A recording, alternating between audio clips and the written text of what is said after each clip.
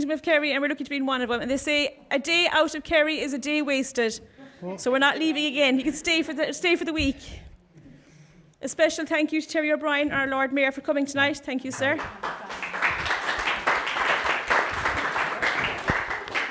And welcome to our District Director, Maury Dillon. And our Kerry Rose, Laura Daly. So firstly, I'd like Terry O'Brien to welcome us all here tonight and say a few words.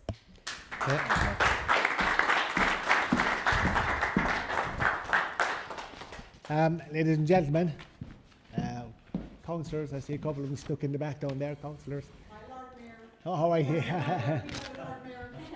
Oh, yeah. First of all, thank you for the invitation. I'm always nervous when you come in and there's another chain of office to meet you at the door. You're probably trying to think who's more superior, but you have it. You've got the superiority. So, but I'm delighted to be here tonight. Delighted to be asked because this is quite an interesting gathering. You know, the councillors or the mayor is often asked to speak at an occasion, and usually I'm not too pushed, I'm not too bothered. But today, for some stupid reason, above in the office, I was a quiet moment, and I opened the Toastmasters and what they do. Oh my God! Oh my God! So I was thinking they're going to be critiquing what I'm going to say. They're going to be leveling me afterwards. But no, you know, like you have to get over the Toastmasters are more than 100 years old, and you're telling us the politicians talk. You're over 100 years old. It's amazing, amazing. And then I was looking at how to break down a speech, how to form a speech, what to say in the speech, and the topics to stay away from. I was delighted to see those two because I knew Deirdre Ferris would be here, so I said that'd be good, so she won't be controversial and throwing remarks at me. I want to especially thank James for the invitation. Is James, is he here? I want to thank James. James is so good and so persistent. And just for those you don't know, James is very well respected in Tralee. He's been civically acknowledged by me and my colleagues in the council for what he does. Because he does, yeah, thank you.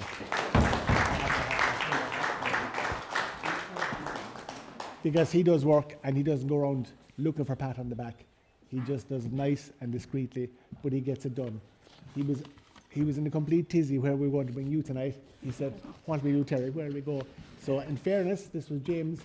James said, you know, down to the Ashmoyle Hall, and we're very proud of the hall you're in at the moment. It's recently we've been granted just over €7 million to do up this hall because this whole building is so special to us. So it's an old hall, but we're delighted that it's going to be getting rejuvenated. Thank you for coming to Tralee. We appreciate it. Sometimes we are like the lesser to our sister town, Killarney. So we love showing off Tralee. And we're delighted you're here, and we hope you return and return and return and return. And bring your families with you, and whoever else you want to bring, you're always very welcome. I can't stay long. I'm dying to hear some of it because, you know, I've been friends with so many people who are Toastmasters, and as I said, when I read about you today, I said, wow, you know, I'd like to get involved, but no, I'm actually quite shy. I know you don't believe that, but I'd be quite shy. So no, look, again, I know you gave me a 5 minute slot, and I saw the programme that said Terry O'Brien 5 minutes, and said, wishful thinking, absolutely wishful thinking. So look, to the Rose, you're welcome. Nice to see you. Thanks again. James, thank you so much for the invitation. Delighted to be here. And I'll just say, and I said to her earlier, I said, how was your day? Day? So you're on tour for how long? Is it 9 days? 7 days. Oh my God, that's that. And they say the councillors do junkets. Nah. Stop, please, no, stop. So listen, enjoy your day in Tralee. Thanks again for the invitation, and I'll listen to you. Thank you very much. All right, thanks.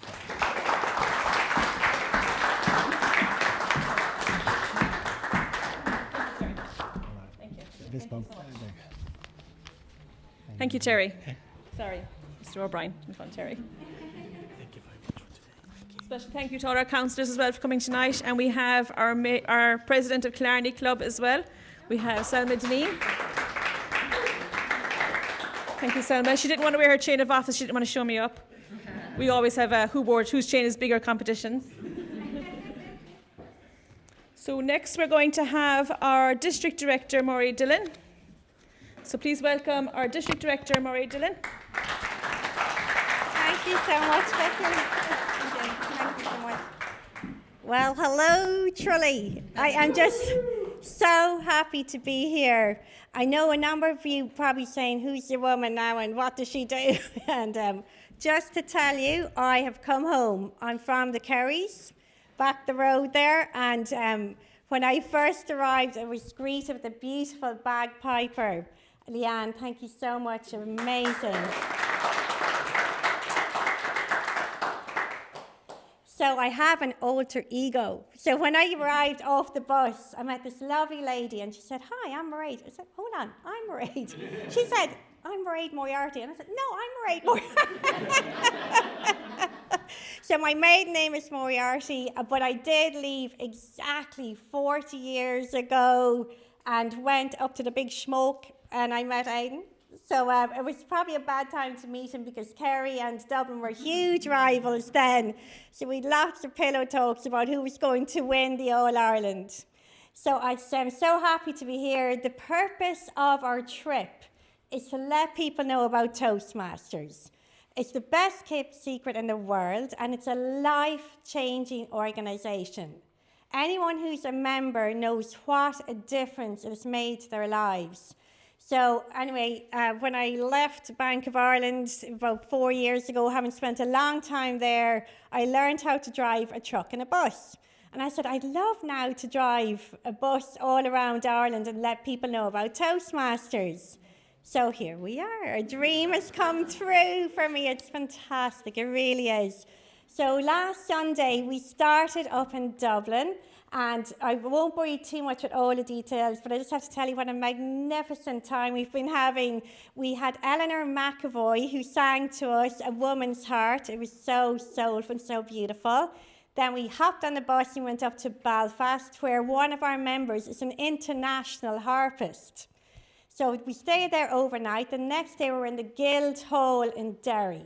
A magnificent building. If you've never been there, I really highly recommend you going there. And we saw John Hume's Peace Award as well. It was amazing, amazing, amazing. So then that evening we went to Enniskillen, and I have to say it was so soulful.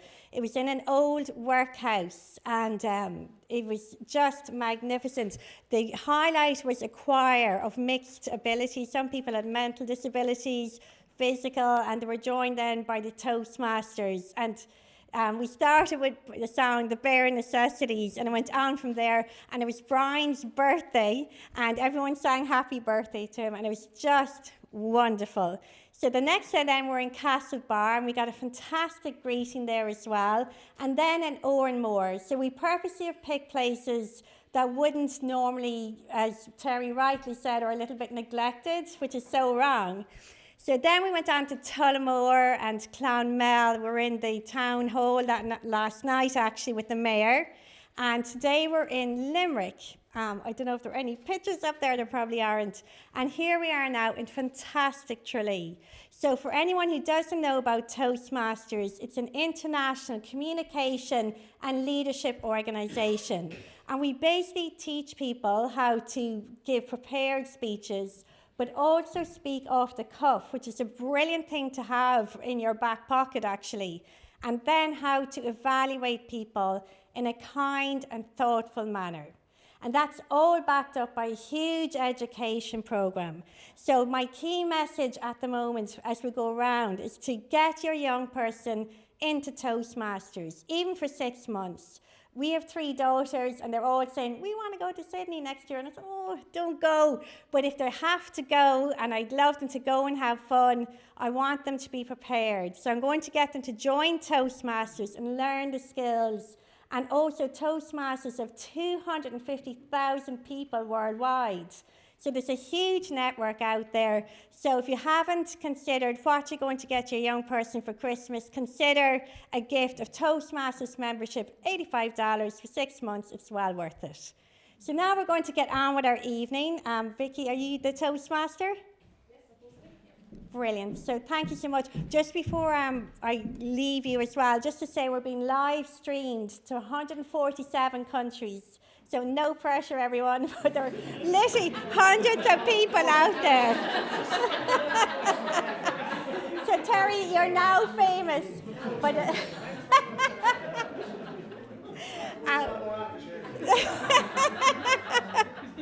and Terry, I'd just like to present you with a certificate. I know you have to go, so I want to give you a certificate before you go.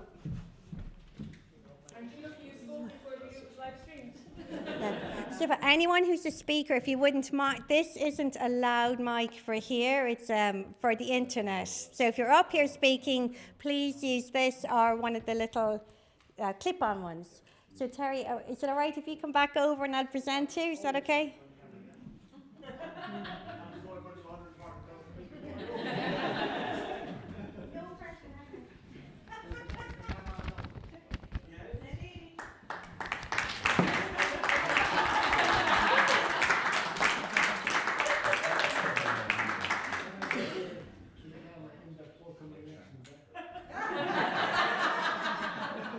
Thank you so much. Thank you so much, Thanks for Terry. not telling me that I'm actually.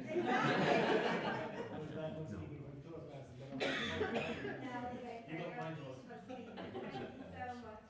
but you got mine first. Thank you. Thank you, Madam District Director. And for those of you that don't know, our District Director is District Leader of all of Ireland and Scotland, Wales and North of England. So it's a big deal to have our Madam District Director here. And I from Tralee, well done. Now, so important part of Toastmasters, which Madam Director has told us, is about table topics on prepared speaking.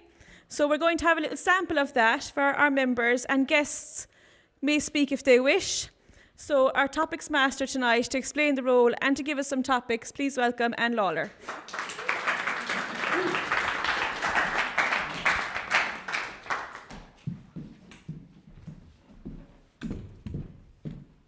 Thank you, Madam President. Table topics are usually what scares the living daylights out of me, because you never know what you're going to be asked. I promise some guests they can relax and sit back and enjoy it. Table topics are topics that I will throw out to unsuspecting members, and you speak for 1 to 2 minutes. Now, ideally, we need you to come up here to answer the topic.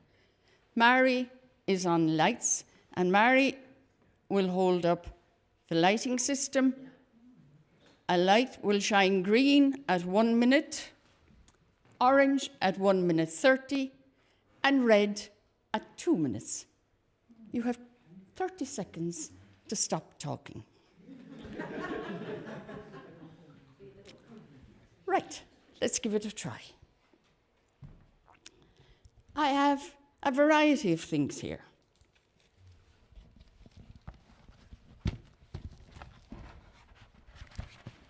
And the first topic is an X-ray of a broken hand. And the end result of that broken hand was this. But what I want to know is, how did you manage to break your hand? And I'm going to ask Steve. I told you earlier,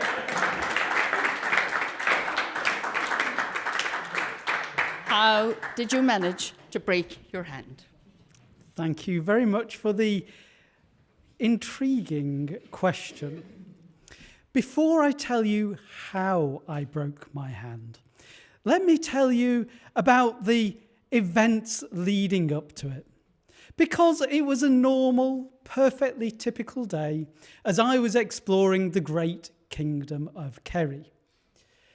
The first time that I had an opportunity to explore those wonderful mountains, those crags, those crevices, those places where I could explore, find myself, find other things, We don't talk about the other things that I happen to find, but all that wonderful experience as I was exploring. But that then led me to discover Tralee. And it is a joy to be here in Tralee. I'm struggling with this. Clearly, I'm struggling with this. One of the things they teach you in Toastmasters is how to answer any question. This is not the question that they teach you how to answer. They teach you how to answer any other question. But how I could have broken my hand, and thankfully didn't, was running for a bus. Running for a bus, because this is my first time in Kerry. It is a joy to be here with you all today. But running for a bus, if I was ever going to run for a bus, reach out, leap into it, break my hand in doing it, the bus that I would do it on would have to be the bus that Mairead was almost driving. Mairead talked earlier about driving a bus and being qualified to do it, but it may be a little bit of a secret, Mairead. We actually have a professional bus driver doing that right now, and I am eternally grateful because it gets everyone here. Thank you very much. Thank you.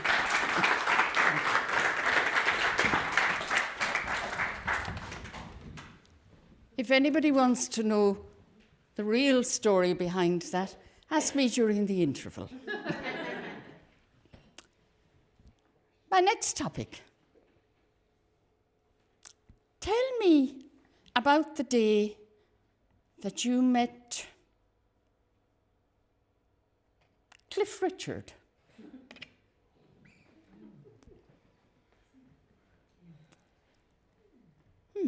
Brendan.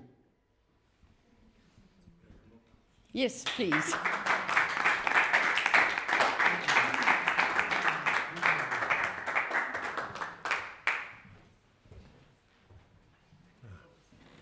Thank you for the topic. I never met Cliff Richard, but if I were to meet Cliff Richard, I would have to compliment him on his choice of music and his entertainment over the years. And his voice has reached the far-flung reaches of Kerry, Ireland, Europe, the world. He's been a joy to listen to, and I would be very honoured to have met him. I leave it at that. Thank you.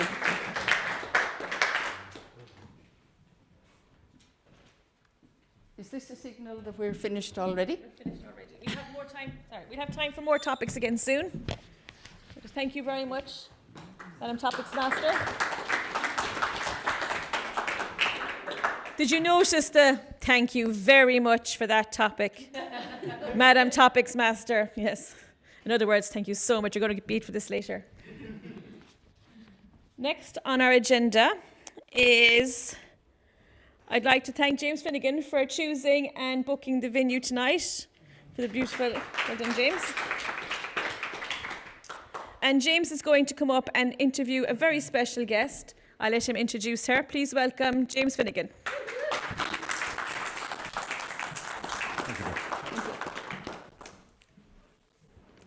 Young, good-looking, and talented.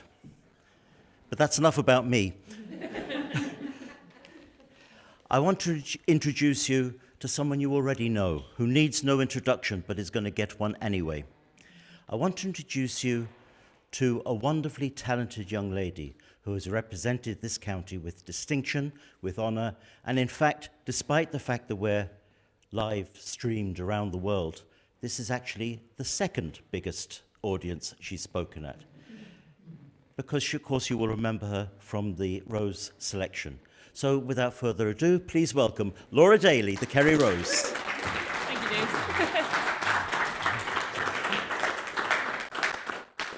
So I suppose, Laura, tell us a little bit about yourself.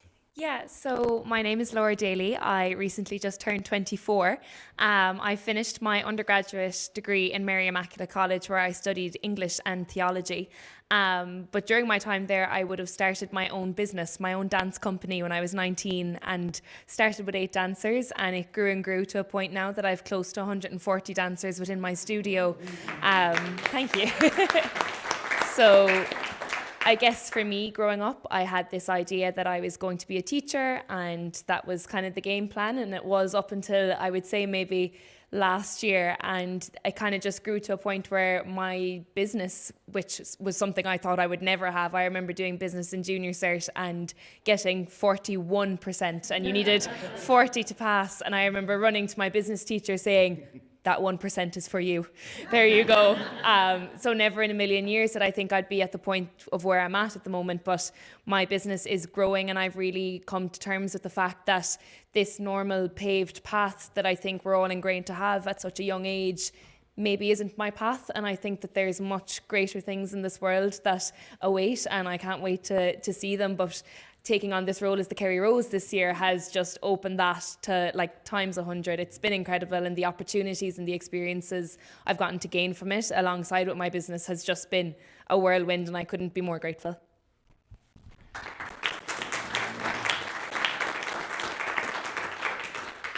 I also want to particularly thank you for wearing the high heels today. You're a magnificent dancer, and you a choreographer, but of course you also have a long history with the Rose of Tralee Festival. Mm-hmm.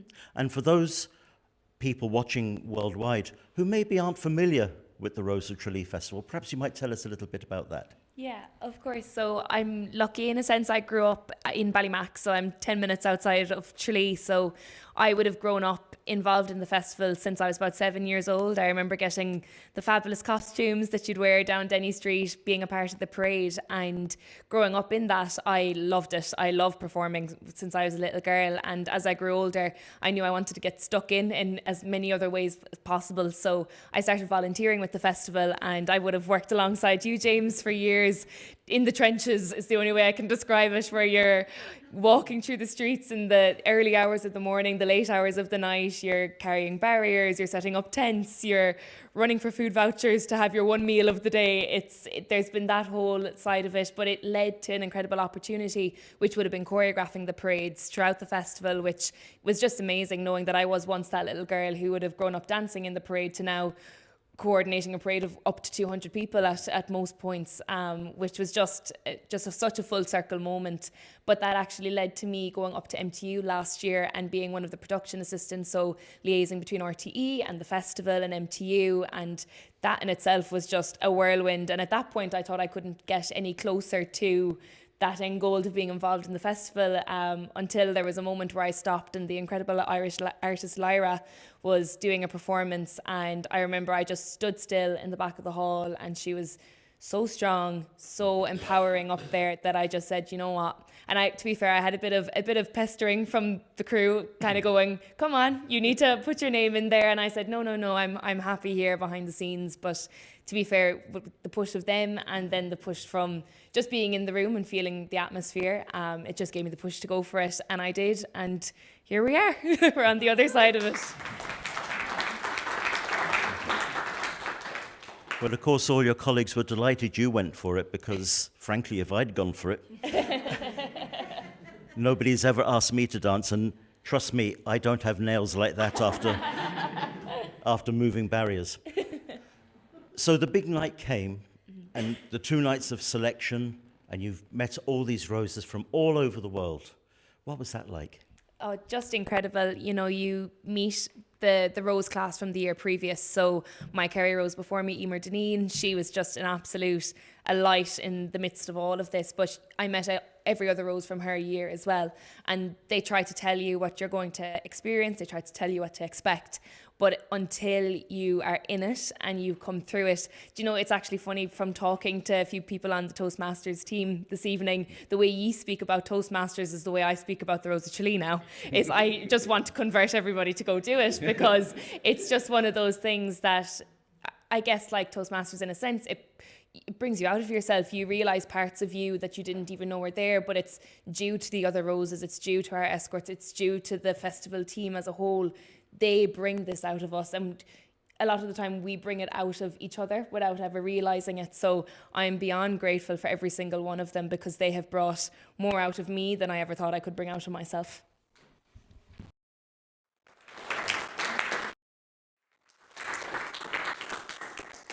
Because you're always such a wallflower. So what's next? What's coming up next few months in the next year, and what happens after that? Yeah, so we've got quite a lot actually. I think a lot of people do think that it's the 2 nights on TV and then we all go to bed, but that is so far from the truth. But we've got 4 international trips coming up this year.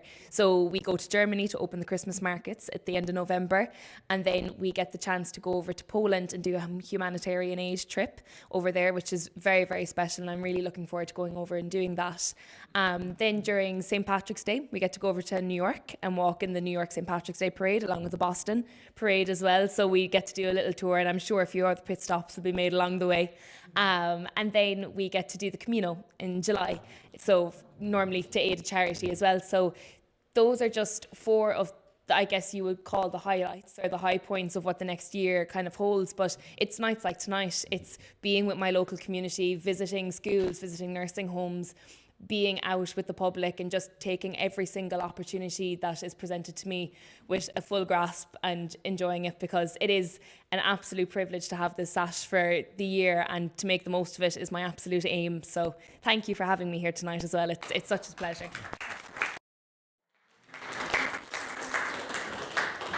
Well, as we're in the middle of a coach trip around Ireland, I saw Mairead writing down all these new venues and new ventures coming up, like the Camino and... Laura, thank you very much. Thank you very much for all the work you do. Thanks. And thanks for coming along. Hey. Thanks so much. Thank you, James, and thank you, Laura Daly. Thank you. We're going to have a few more topics from our Topics Master. Madam Topics Master. Thank you.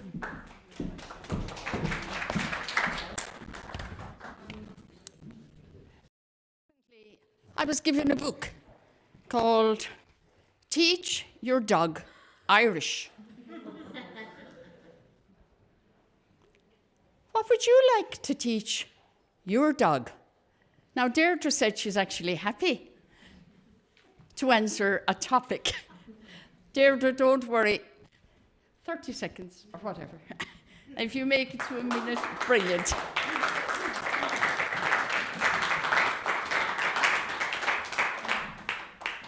Thank you for this. I will remember this next election when I call to the door.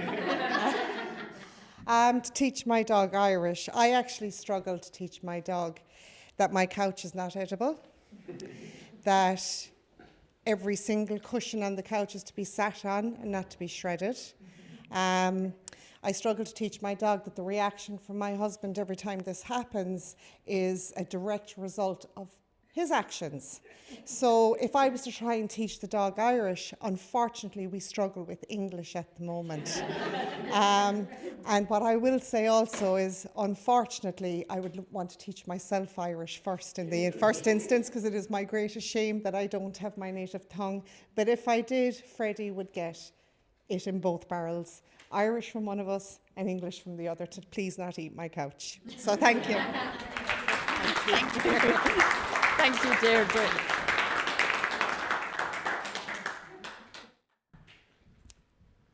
Next topic. What is the most remarkable place you've ever visited? Selma.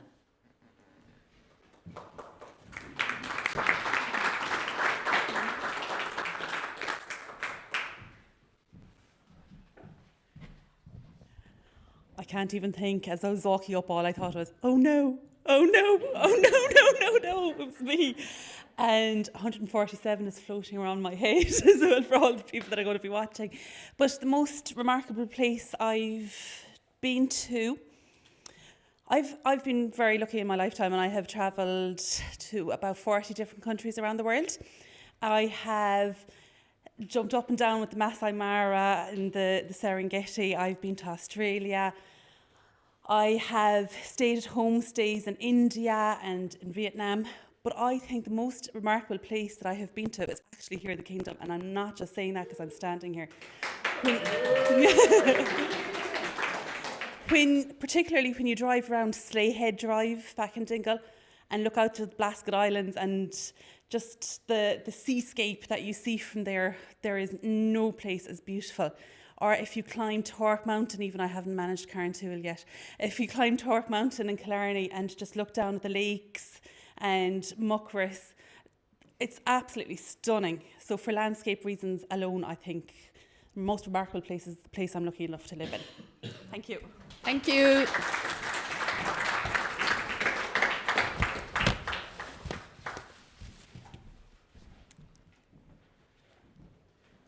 This was once the soul of one of my trainers.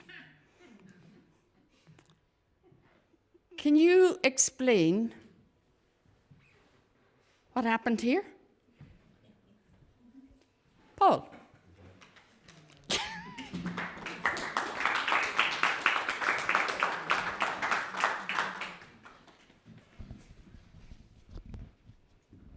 The soul of every trainer is the true route to the heart of the woman who has worn it. Now, your soul is a very important and special thing. Hands up, all of you who were told when you were children that your immortal soul was at risk if you did not behave. This is, in one sense, an immortal soul. It has grown the patina of a warmed life, a nourished life. And you could see the lady with the stick, knowing that her soul would endure long after she had left her body. Oh yes, to all of you, please, take care of your souls. Back to you, Toastmasters.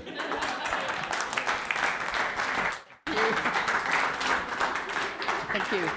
Is that it? For the record, they were brand new trainers. We got 2 uncivilized dogs who decided that this was the perfect chewing thing. And it was too late when I discovered. And that was the end result. Thank you, Madam Topics Master. Super topics. Thank you, Anne. Now we're in for a treat.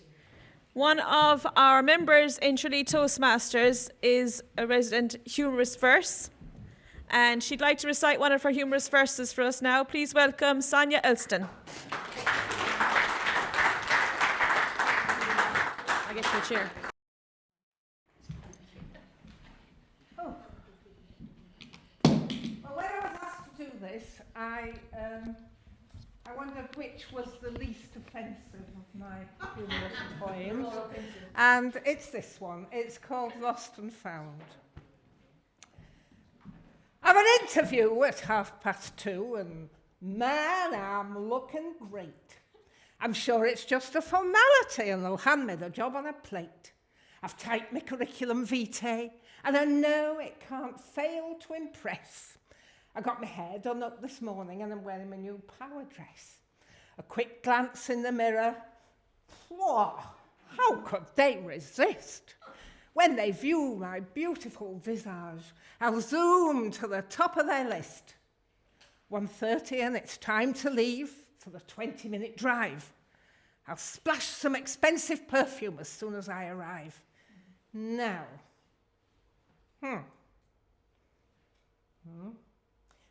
where did I leave my car keys? I'm sure I left them here. Come out, little keys, I need you now, don't want to be late, no fear. They do this to me every day and try to be elusive. If you don't come out and show yourselves, I'm going to get abusive. I imagine each night they attend a steel band or go on an Iron Age dig. Maybe they join with other keys at a heavy metal gig. Could they be lurking in my bag? The contents I toss in a mound. There's everything but the kitchen sink, but no car keys to be found. I search on the table, under the chair, on the top of the tall dumbwaiter. Oops, there goes Granny's antique vase. I'll sweep the bits up later. It's 2:10. I should be there. I've just torn a big hole in my tights. There's no time to change or even despair. I just pray that they've got dim lights. I've cut my finger on bits of vase. I've dripped blood on my brand new dress.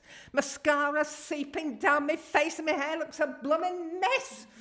The air is turning bluer than blue as I view the devastation. I open the cupboard and throw things out of me, mountain agitation. It looks like a burglar's done his worst. But now I've ceased to care. Everything's turned topsy-turvy, every table, every chair. I glance at the clock and it tells me there's just 10 minutes to go. Key! Where are you hiding, you little so-and-so? I decide to ring for a taxi because it's getting so late. But a calm voice on the other end tells me there'll be a long wait. I slam the phone down angrily, call another. Oh, that's my intention. But find they've all swanned off on a spree to some taxi driving convention. There's no time now to walk it, or even catch the bus. Who'd have thought that a small metal disc could generate all this fuss? 2:30 now has been and gone, and I guess I'm resigned to my fate. I know I'll just have to give it a miss, as there's no point in turning up late. I decide to appease all my sorrows and console myself with a treat. So I grab my old coat to take a stroll to the fish and chip joint down the street. As I take it down from the hanger, could it be that I hear a faint tinkle? And thrusting my hands in the pockets, my eyes begin to twinkle. So that's where you've been lurking, me key, with your fancy fob. I'm overjoyed that I found you, though I didn't get that job. 3 proverbs nag at the back of my mind as I sit at that fast food table. One involves a fox and sour grapes from an Aesop's fable. But the second and the third one, perhaps the most fitting of all, are never to count your chickens and pride comes before a fall.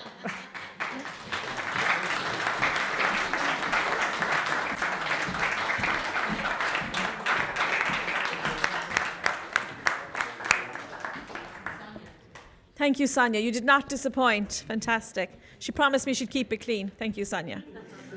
We are now going to go back downstairs for tea, coffee, and some beautiful cake. Take your time. There's no hurry. We're all delighted to have you join us for tea, coffee, and some cake. Thank you.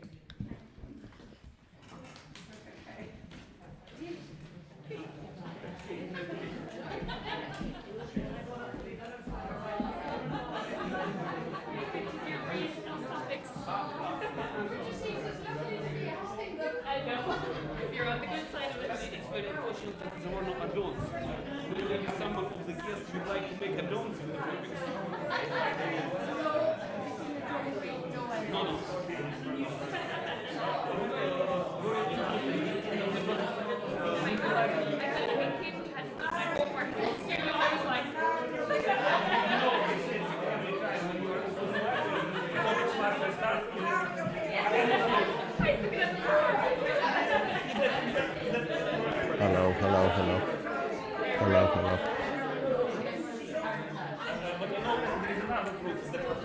Am I forgiven, Paul?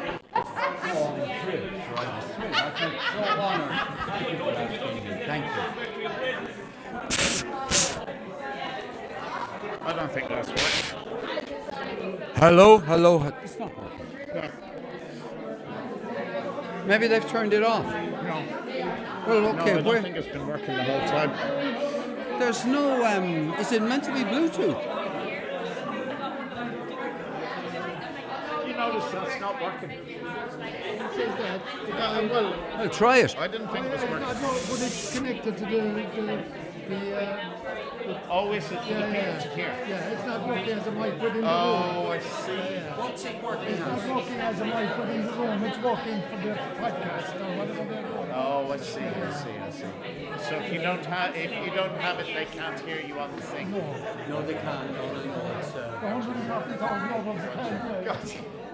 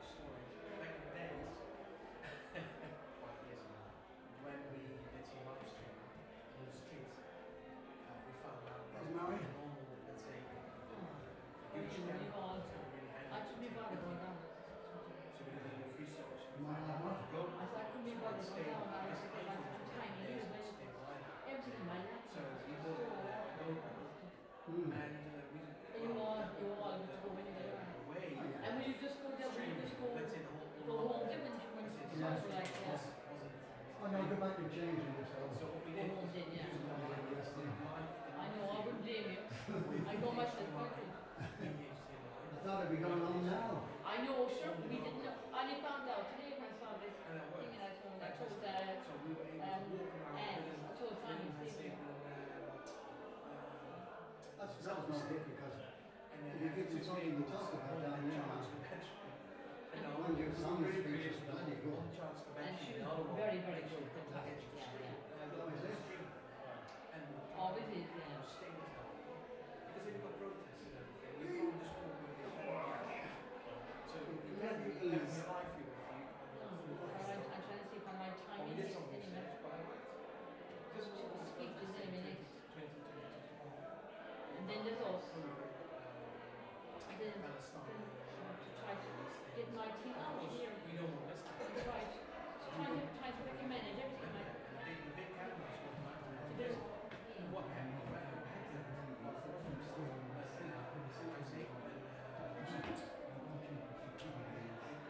We're going to the corner there so we get it around like. It was there though.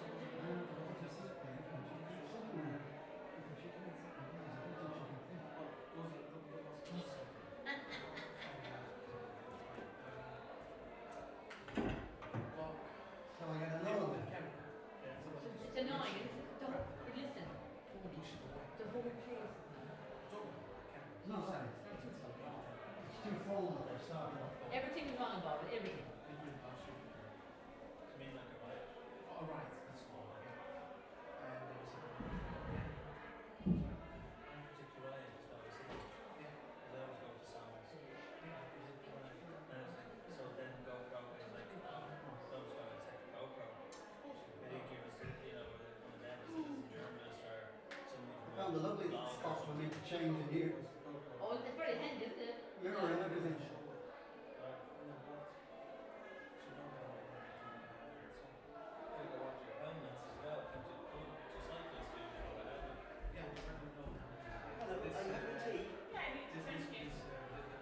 I'm married.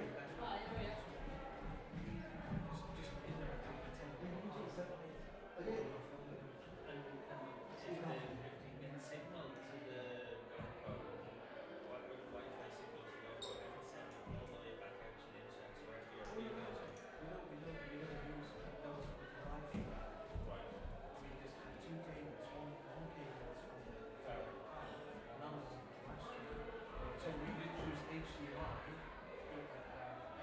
out from the GoPro, going to the micro. HDMI meaning or micro, you think of my micro?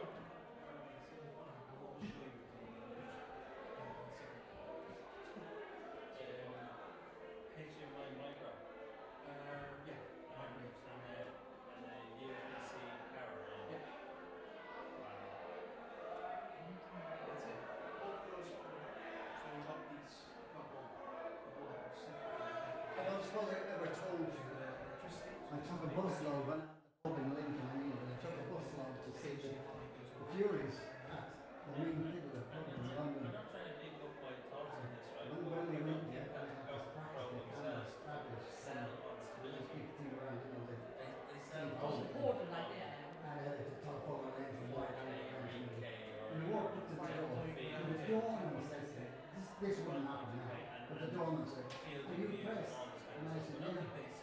And he said, oh, You didn't have to have an idea or anything like that. Just go right in. I said, Finbar wants you to take You saw the camera and you Yeah, like that. Finbar wants you to take a few shots. So he said, oh, go on up then. Oh my God. You're a person turns in like Oh my that. customer good. I don't believe it. And I'm not the top. But you're right, I know they're good right in everywhere. So I walked in, Finbar through it, I walked up and I said, Finbar said, the doorman told me, sing a few lots of press. Take a few photographs. And they don't have this. Tell us that you need to well, all the money that you most for to I've got a few people They can't get away with so would you mind They if can't you get away can with walk whatever. Oh, no problem. So you did it nice like that. Oh, Oh,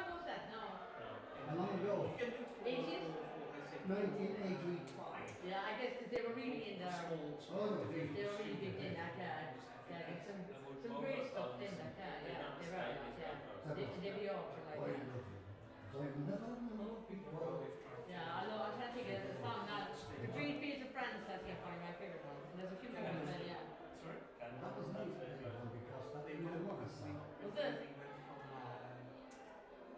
It's definitely, well, that's naturally a favourite, isn't it?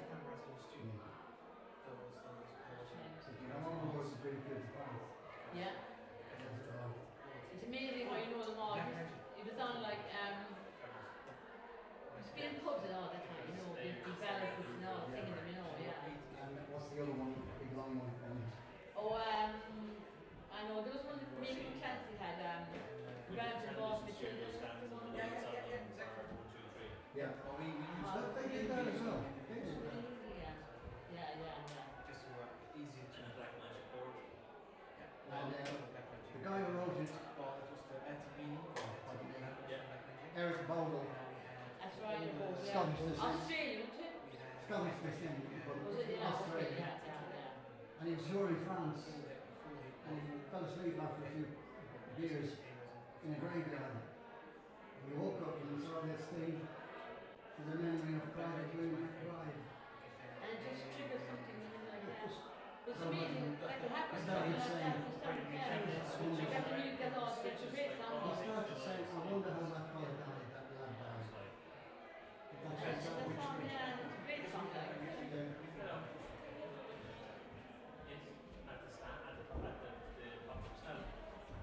So I'm going to get ready. If anybody wants to go to the dressing room. You can.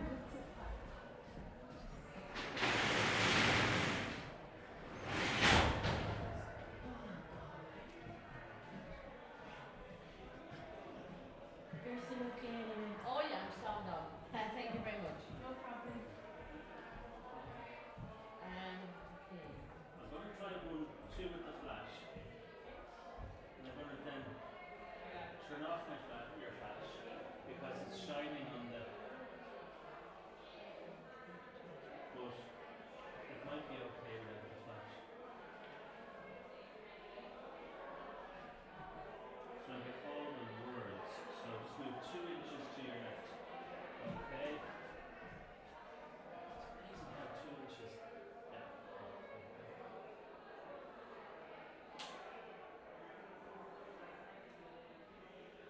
Now, 2 without the flash. You're very welcome. Oh, you're right. It's much better. Without? Yes, without a flash. Yes. Without the flash. That's without the flash. Oh wow. Because it's so dark in there. You're very welcome. The lights, John. Huh? The lights. No, the lights, the timing lights. I haven't. What do you call it? Has it there? Oh. Oh yeah. Oh yeah.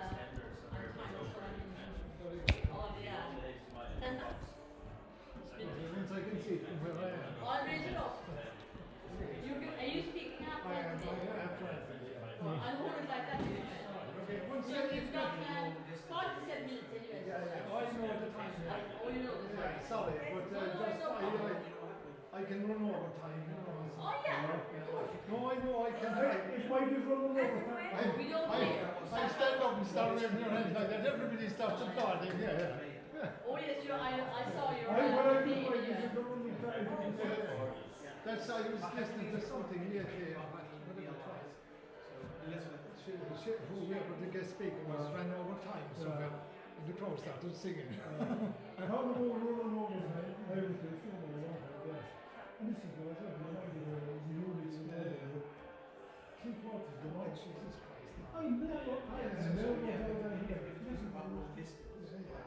kept going on. And waffled in as well, probably.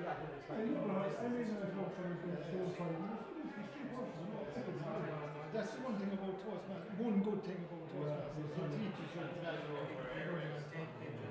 And anyway, overdoing it. we'll go off and shop because you are. And I have a tendency to segmentize my writing. Right. Three segments. Yeah, good.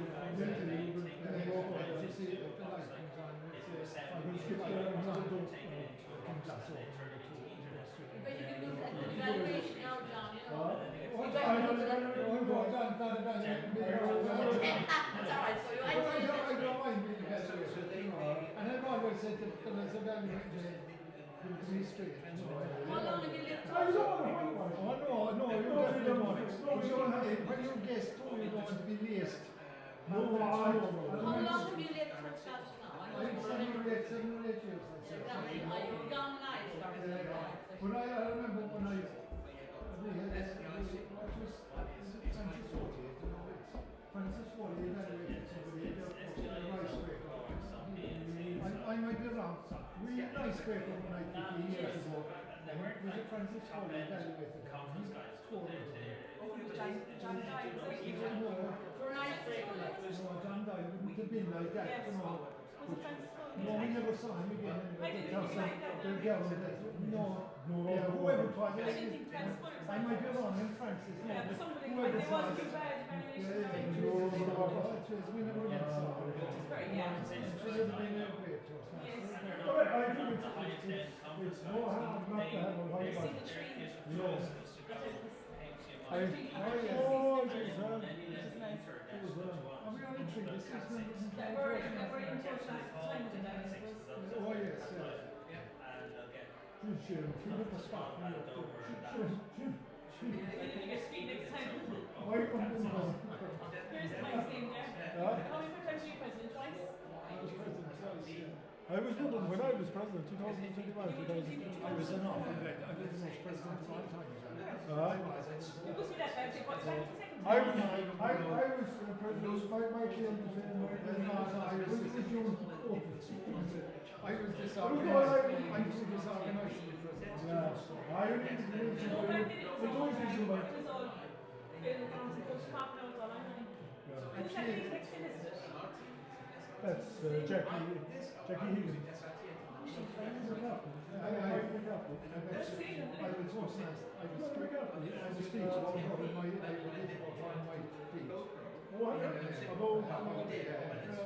She's Keep it clean now, Mike. no, I was clean. I'm always clean. And you know, that's what happens, the hairdresser. She's assistant.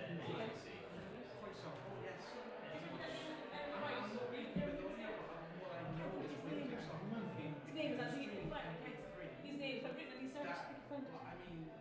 Still on the left, is it? No, I don't know.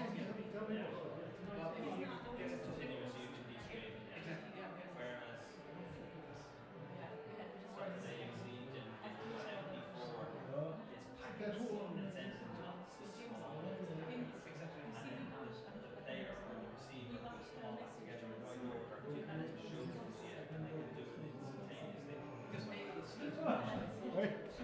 I'll cover it here.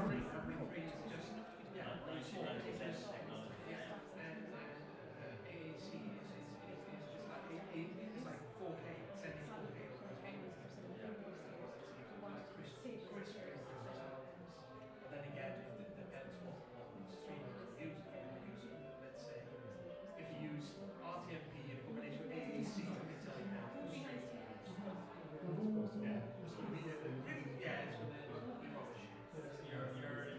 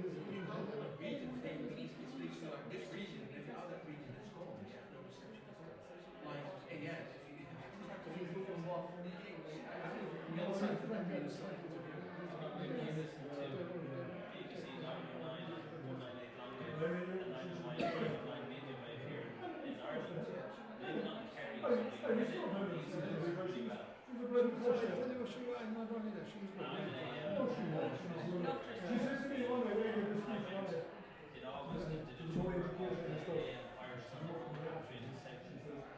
I might as well say a secret. Your speech is done. One word. You said it well. Did you say it well? Yeah, she was done it politically. Oh, you see, I was on radio one time around the time when I had a point. And the topic is not football. And I was on the team wasn't. And then I was on St. Paul's and I had a humiliating boxing off. We'll start moving up.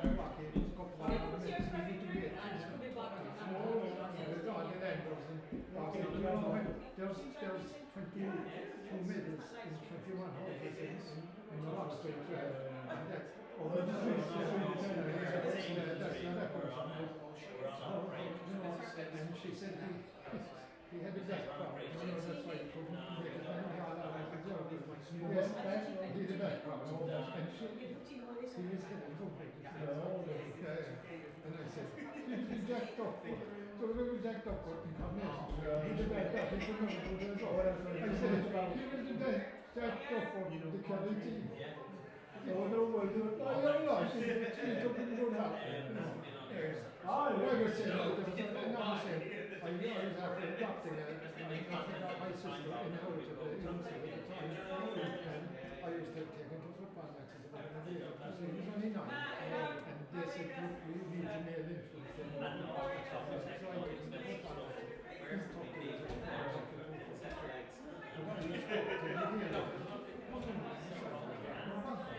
I said, no big deal. I said, peace is quiet. I said, and they're going to football game, and then it was just completely, I said, that's not natural.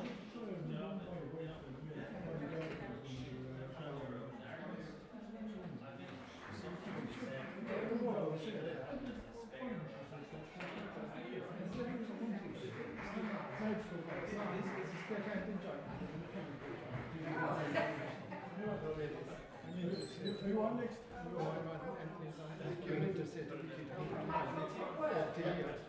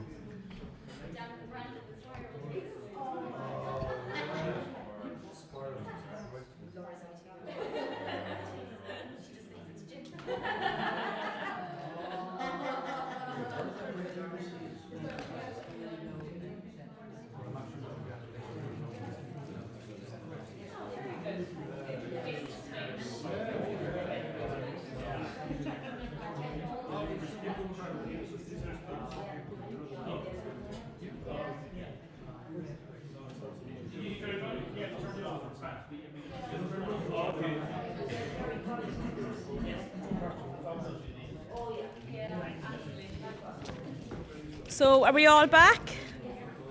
Am I live? Welcome back, fellow Toastmasters and guests. I'd like to thank Mairead Morales for playing the keyboard downstairs. Wasn't she spectacular? And she only agreed to play if we promised to speak over her, so I'm glad you all kept that promise. She's like, I just want to be background music, I don't want people listening to me. But she did superb. So thank you to Mairead, and thank you to our bagpiper, Leanne,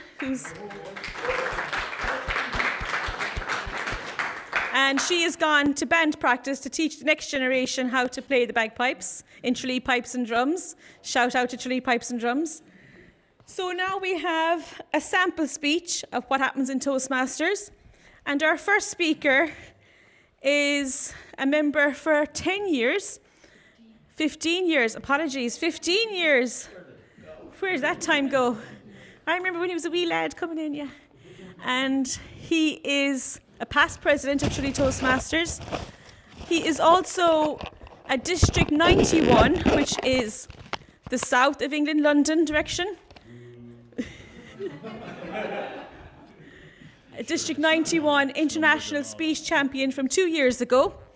So we're very proud to have him here tonight. He is my mentee. I taught him everything he knows. With a speech entitled The Driving Instructor, please welcome Anthony Garvey.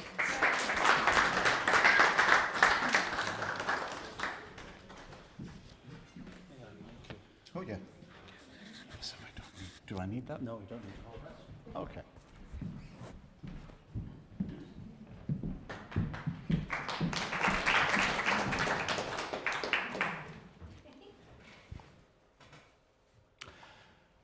How often does the bus come through here? I asked Tom as he poured my first ever pint in our local pub. Yeah, I don't know, he said, scratching his schmig. I'd say maybe once or twice a month. Madam Toastmaster, fellow Toastmasters, and very welcome guests. Moving to North Kerry is an experience bursting with positives, but public transport sure ain't one of them. I'm a city boy. I'm used to hopping in the back of cabs or sitting on trains. And because the public transport was so good, I'm not ashamed to say I never learned how to drive. Sure, I'd taken a couple of spins down the local beach in my teenage years, but effectively, I had not put a key in an ignition for over 20 years. And so, armed with my provisional driving license, I rang up to book my very first driving lesson. My head was packed with fear. Fear I'd crash with hundreds of cars behind me. Fear I'd stall, or fear I'd never even get out of first gear. Any lingering hopes that I had of keeping my driving lessons a secret disappeared the moment the driving instructor's car pulled into our estate. Its enormous L plates gleaming in the sunlight for everyone to see. I opened the door, and there in front of me stood Billy, my driving instructor. Any tay in the pot, he said, walking straight past me into the kitchen. I've just spent the last hour teaching a guy from Croatia. Agus ní ra focal berla again. I spent the whole hour talking to him in sign language, he said, moving his hands around until they ended up finally in the 12 o'clock position. After tea, Billy gave me a refresher course in driving fundamentals. And half an hour later, incredibly, I was driving, trundling down a country lane, but driving nonetheless. And Billy's instructions to me weave seamlessly in with his general conversation.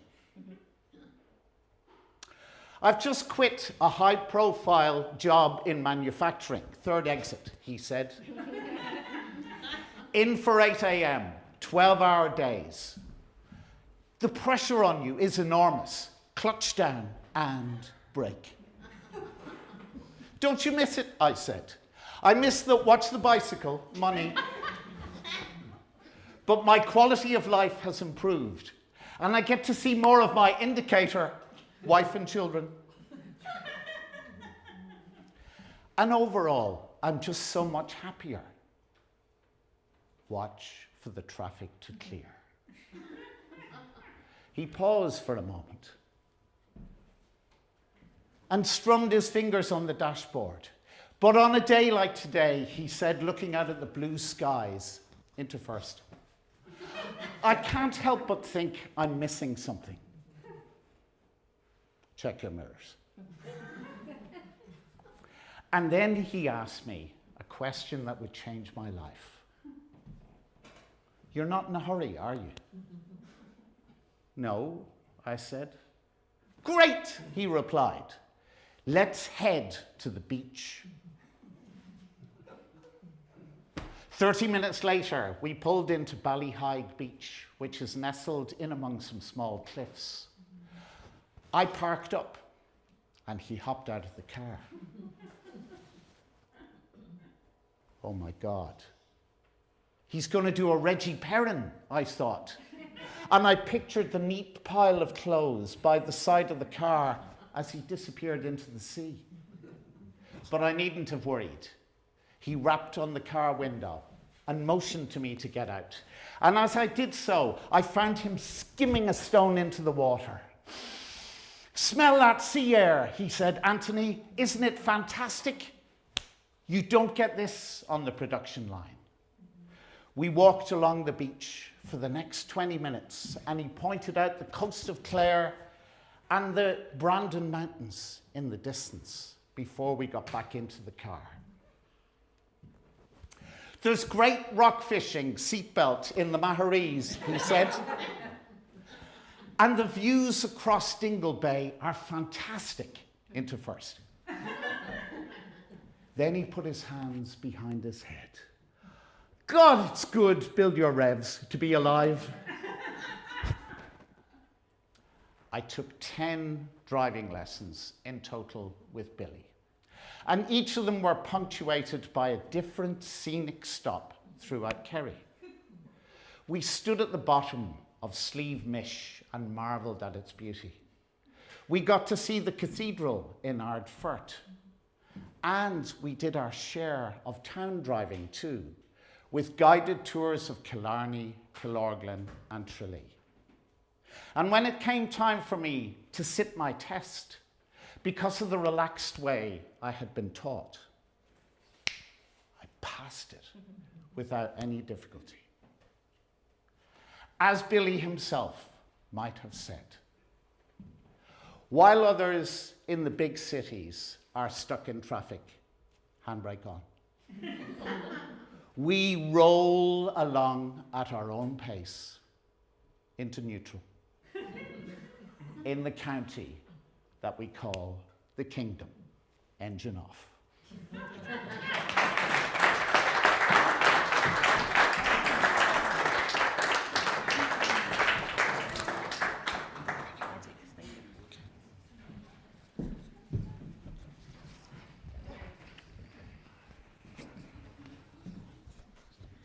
Thank you, Anthony. I taught him everything he knows. Isn't he fantastic?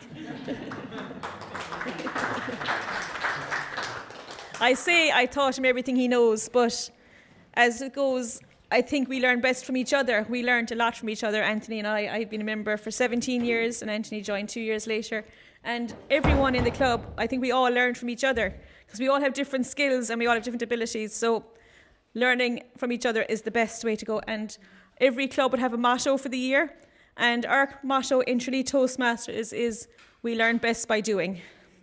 So we learn by doing, and to push ourselves out of our comfort zone, like a different venue here tonight and welcoming the District 71 bus to the Kingdom.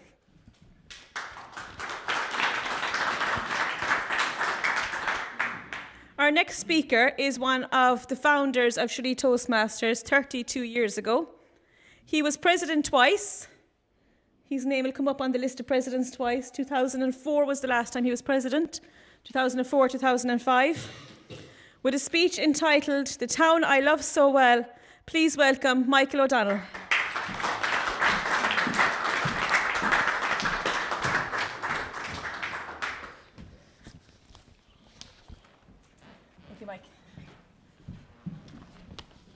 welcome, especially welcome to the Rose of Tralee, and I'll tell you why after.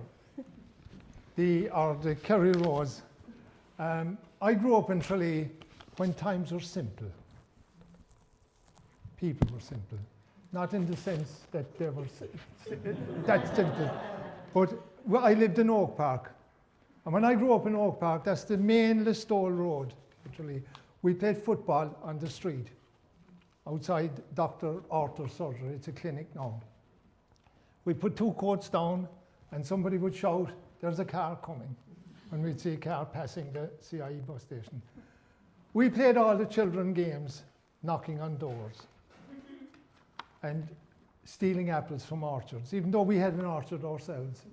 It was a lot nicer to steal somebody else's apples.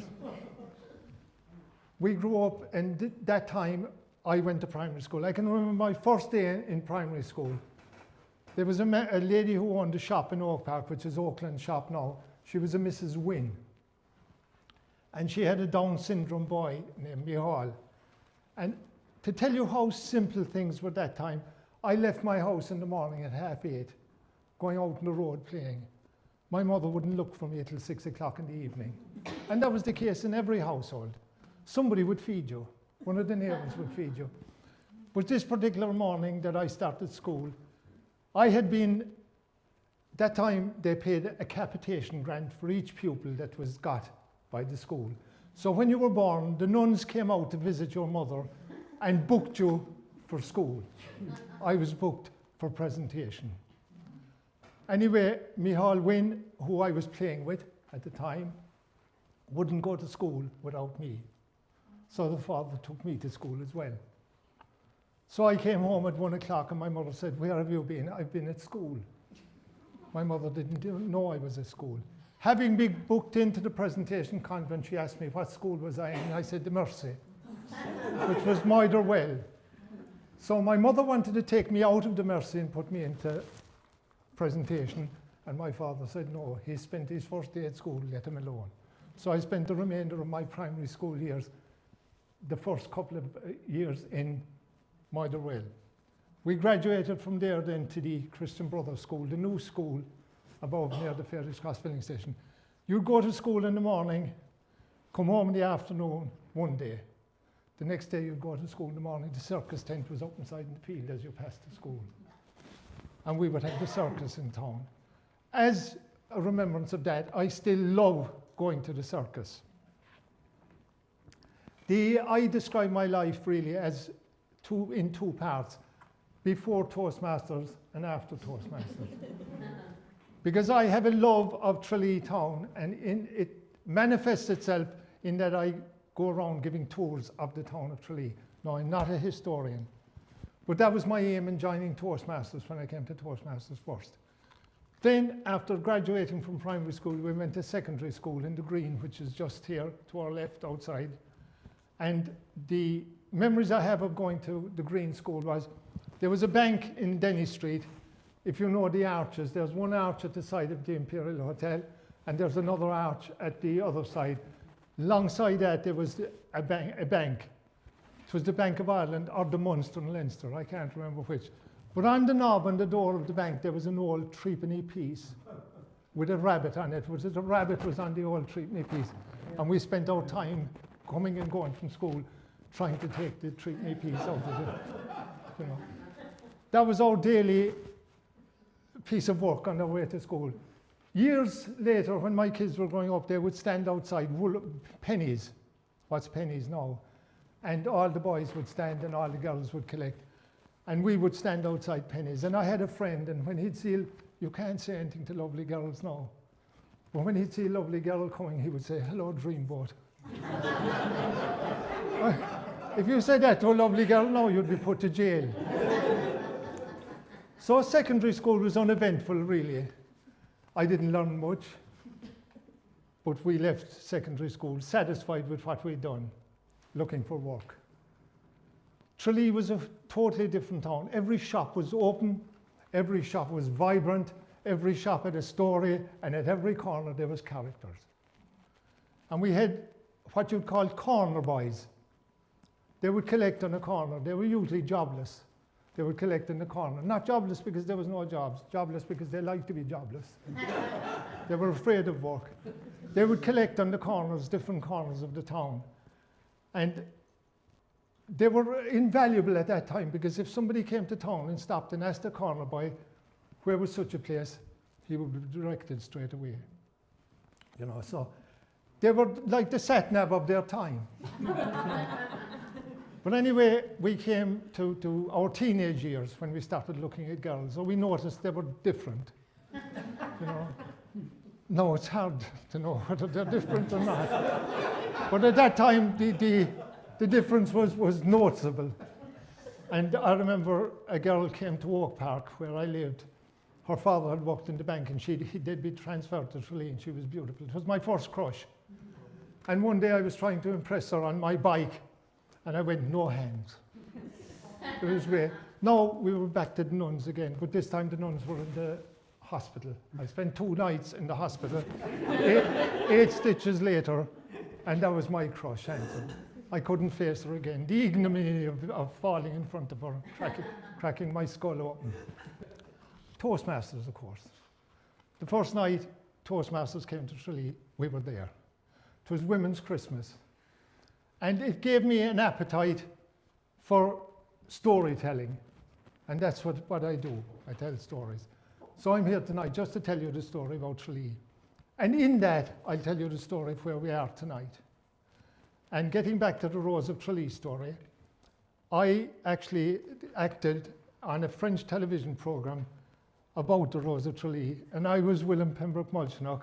And I won't tell you at 16 years of age, I won't tell you the local girl that was married to Rose of Tralee. I haven't permission to mention her name. But we made that movie and we visited all the haunts of the Rose of Tralee. You know, so I have an affinity towards the Rose of Tralee. I'd love to continue more with you, but I'll just tell you about here. This hall where we're in tonight was dedicated to the memory of Thomas Ashe. It's the Thomas Ashe Memorial Hall. He was the only successful leader of the 1916 Rising.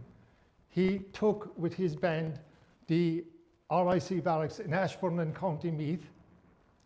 He was successful in that he took it over, and he came back to Tralee, and a year later he was arrested, imprisoned, force-fed, and died in September of the following year, being force-fed in the Mater Hospital in Dublin. That's what this building means to Tralee. And I hope you enjoyed tonight. Thank you very much.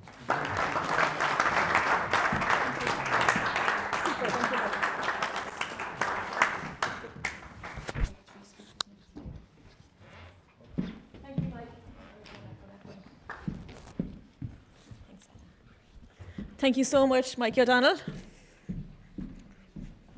The people of Tralee just love Mike O'Donnell. Everyone knows Mike O'Donnell. Well done, Mike. Thank you. So what happens in Tralee any Toastmasters meeting is a speech gets evaluated. So you get little feedback on how you did as the speech. So we have 2 evaluators tonight. We have John McGillicuddy and Sergei Udalstov. So they're busy writing up their evaluations. And while they're writing up their evaluations, I have a little entertainment for you. So we have 3 ladies going to do a piece called The 4 Ladies. Please welcome Sonia Elston, Mary Flaherty and Joan Prendergast.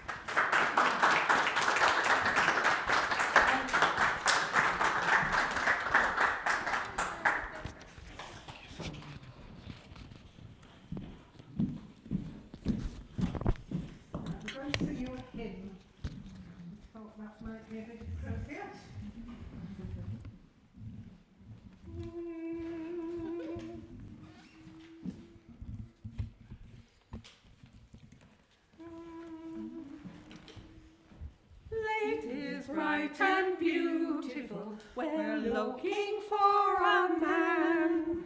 We are most particular, so help us if you can. You listed our requirements, we want a man with flair. We'll see we're very choosy. Well, actually, I don't care. Ladies bright and beautiful, we're looking for a man. We are most particular, so help us if you can. Mine Mine must be erudite. And mine be dark and handsome. I don't care what mine's like. For ladies bright and beautiful, we're looking for a man.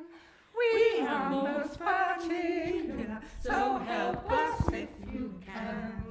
I'll meet mine at the races on a study holiday. I'll meet mine at a tea dance. I join the eye of the tree. For ladies bright and beautiful, we're looking for a man. We are most particular, so help us if you can. I fancy someone sporty, my tutor at OU. I fancy someone younger. Anything will do. For ladies bright and beautiful, we're looking for a man. We are most particular, so help us if you can. Our hair is claro, our figures playtex tight, and lights stars each evening, our teeth come out at night. For ladies bright and beautiful, we're looking for a man. We are most particular, so help us if you can.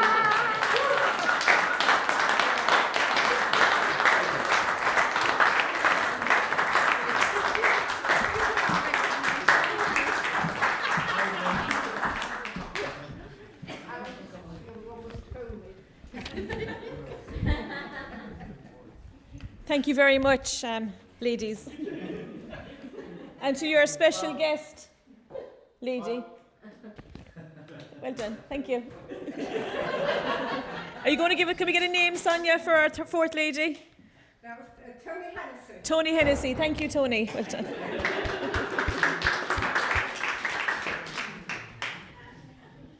So now we come on to our evaluations for our speakers. Are you ready? Our first evaluator evaluating Anthony Garvey's speech. Please welcome John McGillicuddy.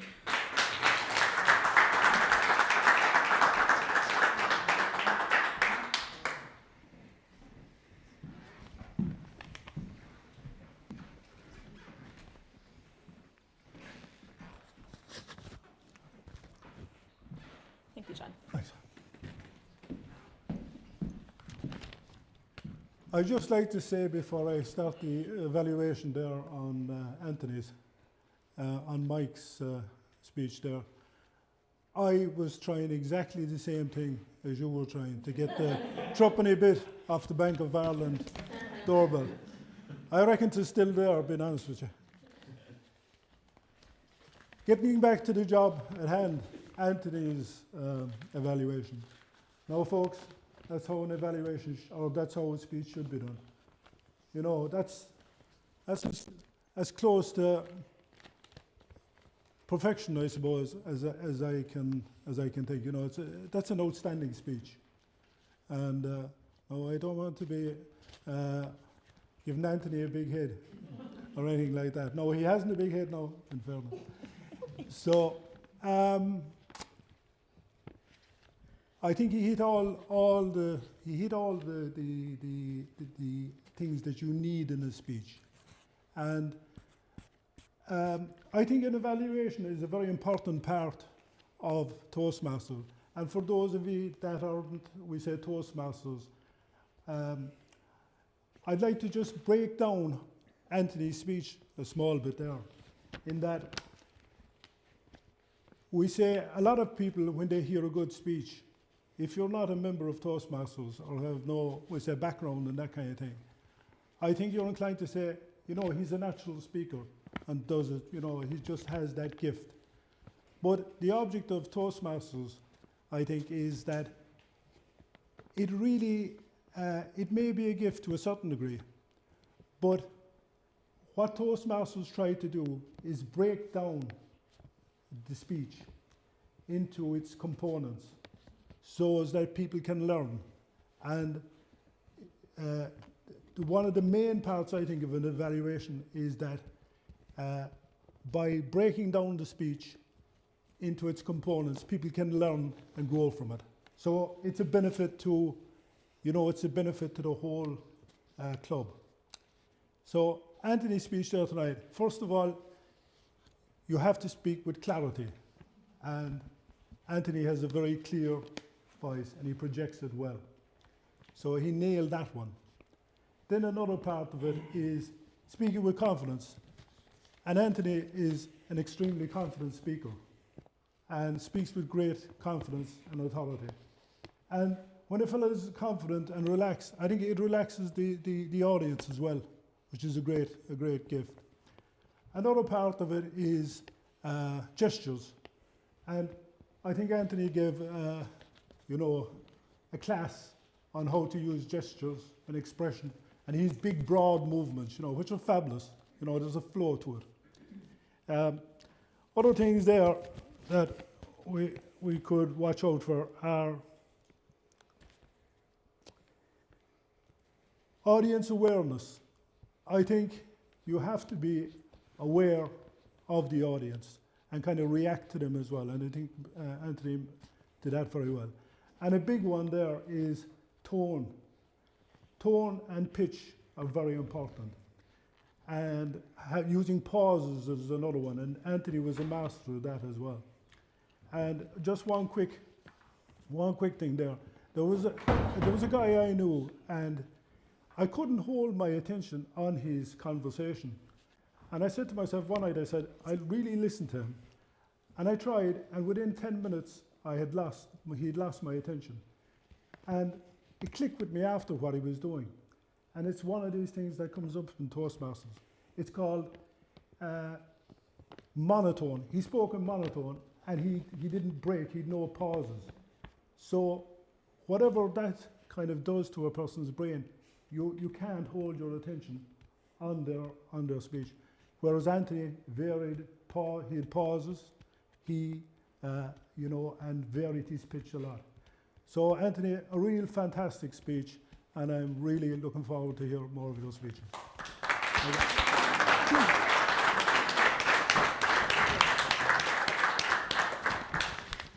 Thank you, John. Lovely evaluation by John. We're always very encouraging with our evaluations. We never say anything negative. It's always positive and encouraging. Is Our Lady leaving? Our second evaluator tonight, evaluation Mike O'Donnell's speech. Please welcome Sergei Udalstov.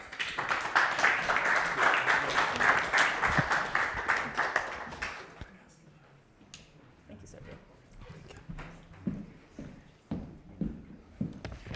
Madam District Director, fellow Toastmasters, and most welcome guests. I'm sure we all enjoyed this speech by Michael. So thank you very much, Michael, for a wonderful delivery and wonderful speech. This is not a conventional Toastmaster night, so I will indulge myself with slightly unconventional beginning. I will get into my memories. Back in 2013, when I stepped into the room for the first time, or to a room with Toastmasters, there were several people who impressed me so much that very soon I realized I had no choice but to join. And one of those classy, eloquent people with brilliant English, knowing how to tell the story and how to entertain the audience, one of those people was Michael. Thank you very much, Michael, for being in that room when I stepped into it. Thank you. So now I'm ready to talk about the speech. Mike said that he is not a historian. I don't think it's exactly true, because I watched videos made by Mike and put on Facebook about Tralee town, and he knows the story of Tralee better than probably 99.99% of the population, which I guess make you Mike a historian of the town. And if I would like to convert this whole speech into one word, that word would be love. Oh. Michael loves Tralee, and it can clearly be seen in the speech. And not only that, this love is contagious. even people who are not from Tralee and people who just came for the first time with this bus, I'm sure they already got a bit of that love in their hearts. I'm sure, because of this speech. And that's how Michael delivered it. Of course, there are some technical aspects for every Toastmaster speech. Pace, vocal projection, pauses, very important. And Michael, being an experienced speaker, has it all in spades. Perfect delivery. There isn't much to suggest here. Of course, unfortunately, Michael, you are not visiting our club for some while, so you may be a bit rusty on the edges of your public speaking. But overall, still, your class is with you. And my only suggestion for improvement is personal suggestion. Please come to our club again and make more speeches in our club. That's most important and most serious suggestion I can make tonight. And the last thing which I would like to wrap up with, for people who think about joining Toastmasters, don't expect your first speech to be as brilliant as Michael's speech or Anthony's speech. Your first speech will not be as good. I promise you that. Because all Toastmasters have been in the position delivering our first speech, icebreaker, and everybody has a story about it. But that's for another day. But still, if you join Toastmasters, one day you may be able to speak like to our speakers tonight. And you will have a lot of fun along the way. That I can promise too. Thank you.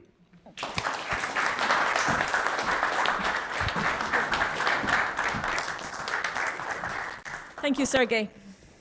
And now for a slight change on the agenda, I'd like to welcome our District 71 Club Growth Officer. Please welcome Steve Campion. Thank you. I've got this.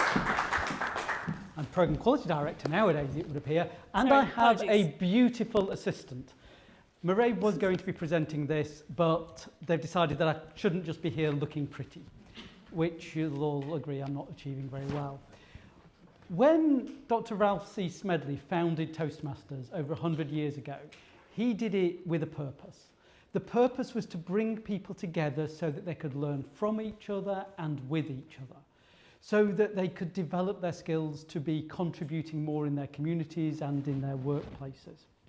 We heard earlier from Vicky that in Tralee Toastmasters, you learn by doing. And Ralph Smedley also said, we learn best in moments of enjoyment. There's one thing that makes learning really enjoyable.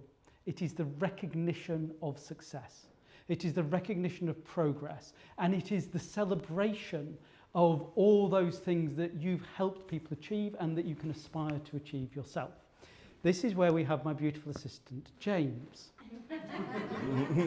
Oh, I didn't realise you were going to do that. I had to put my makeup on. We have my beautiful assistant, James.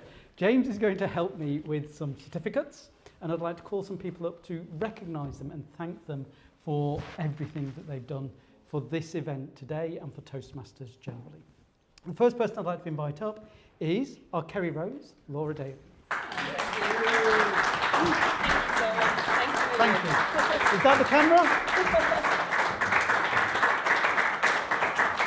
Thank you. Thank you. Oh. Yeah. Oh. You see, it's so slick. We'll do that again.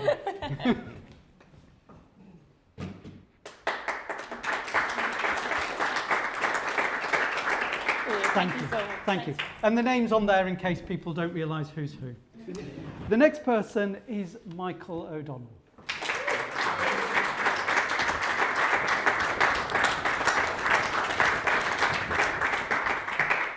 Thank you for sharing your love of Tralee.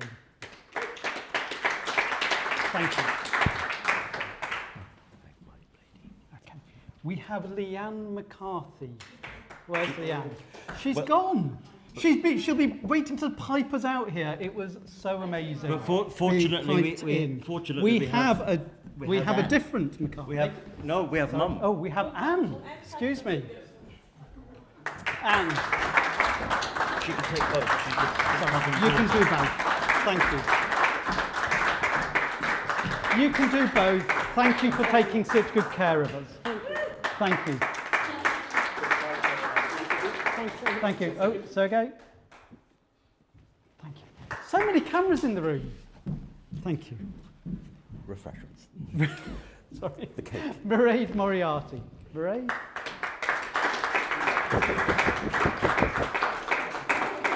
Come on.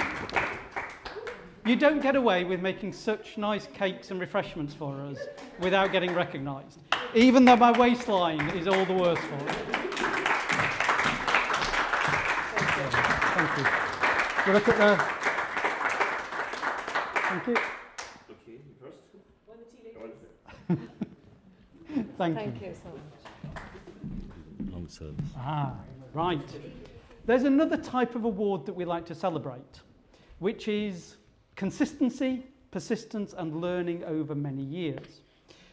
Someone who's been in Toastmasters for 15 years is Anthony Garvey.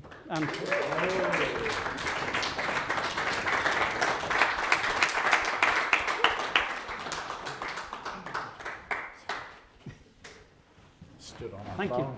It's a... Thank you.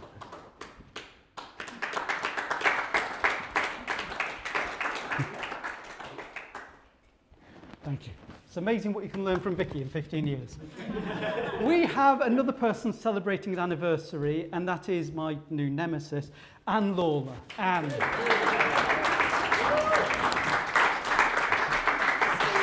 Thank you.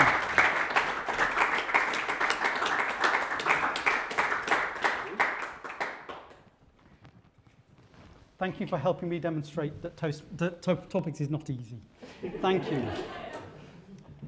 For those not familiar with Toastmasters, we have an education program called Pathways. Within the Pathways program, people do projects and activities where they learn and grow. This program has multiple levels, and I would like to present an award for the 4th level, which is the almost highest level of achievement in Pathways, to Sonia Elston. Sonia. Come on. Oh, can we come round? Oh, I Sorry. can go over there. No. Guide me No, over there. it's okay. There we go.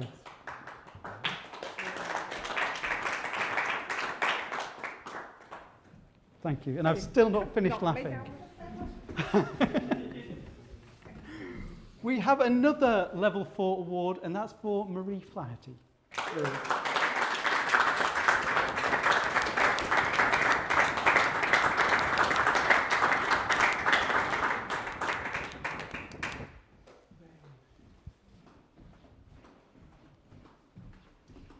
Thank you. We get you with the banner. Okay, thank you very much. Thank you, Marie.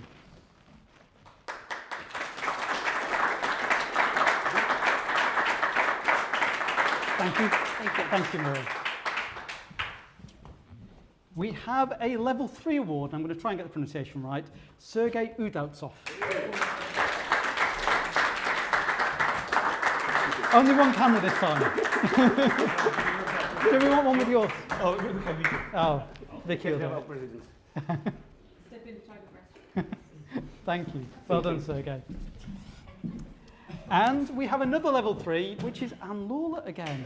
Anne, we're making you get some exercise. Getting my steps in. You're getting your steps in. Thank you, Anne. Oh, Sergei. Thank you.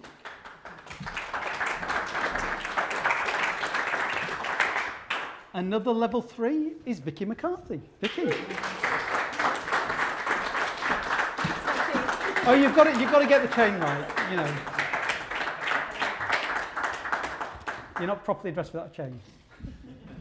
Thank you. Much. Thank you.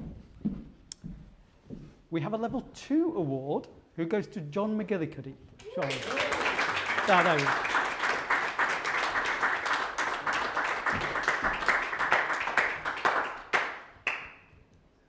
It's a long way from the middle, isn't it?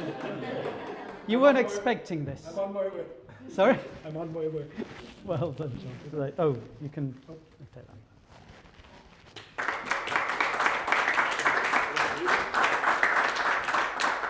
Thank you, John. James is wondering what. One of the ladies who Joan Prendergast, who entertained us so much. Thank you.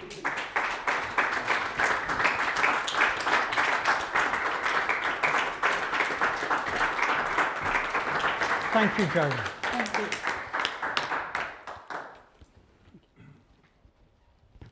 Thank you. It never ceases to amaze me the talents of people in Toastmasters. Absolutely. Thank you, Joan. Last but not least, our hosts. Yes. Last but not least, and hopefully there is someone here to accept it, we would like to recognise and thank Kerry County Museum for taking such good care of us. Is there someone here who could accept it on behalf? Brian? Brian, you're coming up here.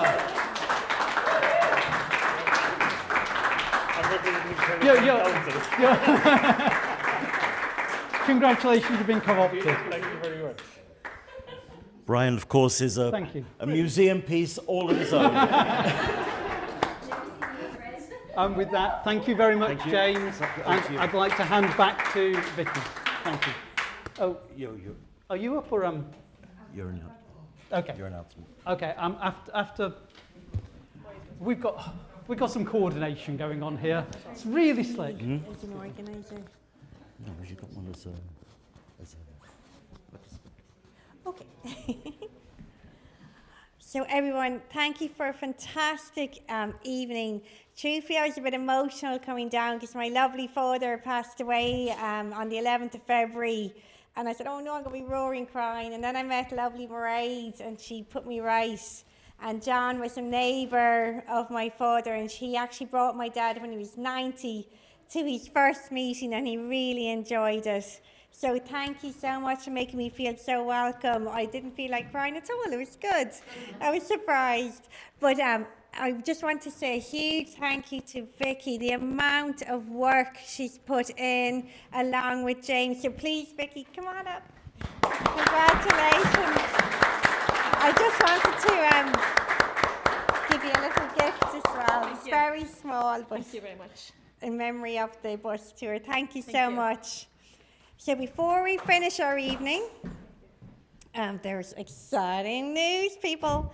And I'm going to ask our Programme Quality Director, Steve Campion, to make the announcement. Steve? Thank you. I've got that.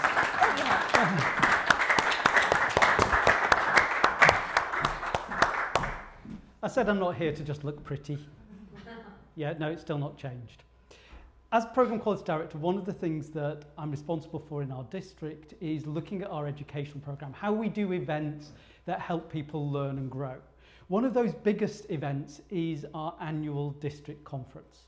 We alternate it between the UK and Ireland every single year, and it's an event where people get together, learn, grow, network, and do amazing things. This year, it is going to be run between the 8th and the 10th of May. And you're all invited. Toastmasters, non-Toastmasters, people from around the world are invited. The really exciting news is the people in this room don't have to travel very far, because I get to announce that our district conference in 2026 is going to be held at the Rose Hotel in Tralee.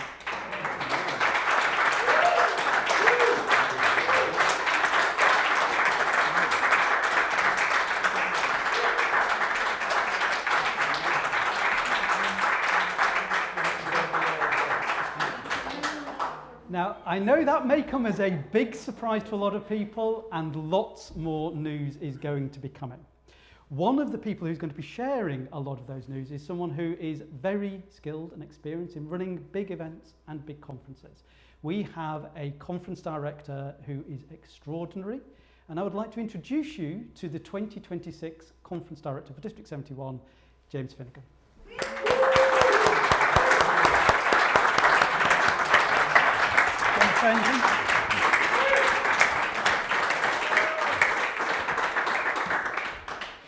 Thank you very much, and thank you for your response. This is going to be a spectacular event. This is going to be a wonderful event. At long last, we're bringing the best of what we do to the best of where we live. It'll be great. I look forward to working with you all. I want to thank Programme Quality Director Steve, District Director Mairead for their faith and confidence, and I resign. I particularly want to thank Aisling from the Rose. This has been a difficult couple of days for them. So we will do it, and we will do it well. You will do it, and you will do it well, and it'll be great. Thank you very much. We'll see you in May.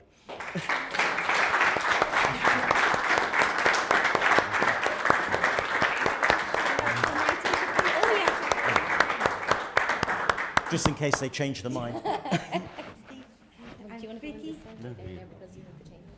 That's the way it works. All right, This okay. is brand new news for everyone. So The train guy. Well, this is our resident photographer, Paddy. Thanks, Paddy. Thank you, Paddy. Kerry, local paper, Kerry side. I'm very shy. we'll fix that. Join Toastmasters. Your new job. Stand up, you're doing the photo. Stand up.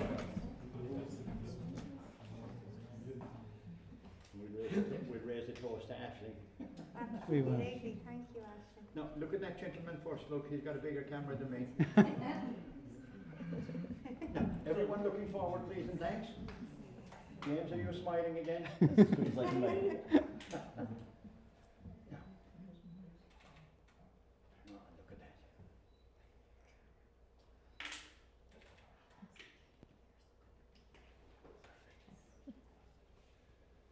I'm all done. You're all done? Take my picture. And thank you, everyone. Thank you.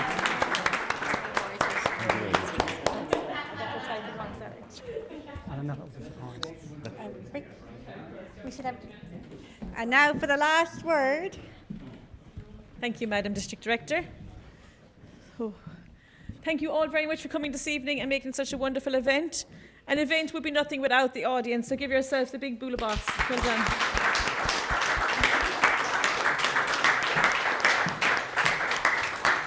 A big thank you to my amazing parents for helping with tonight's event.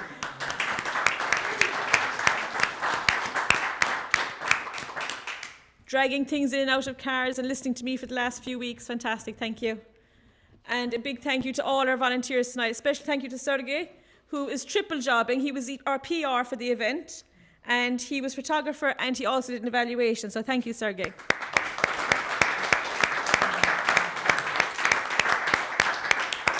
Now we are running a lot over time. I always say, I don't mind. Somebody once said, I don't mind when people look at their watch when I speak. I do mind when they do this. So thank you very much for coming tonight. Our photographer will get a group photograph of us perhaps on the stairs outside. Yes. Yeah, it would be lovely to get a photograph of everybody on the stairs on the way out. So thank you very much for coming, and we'll see you in May.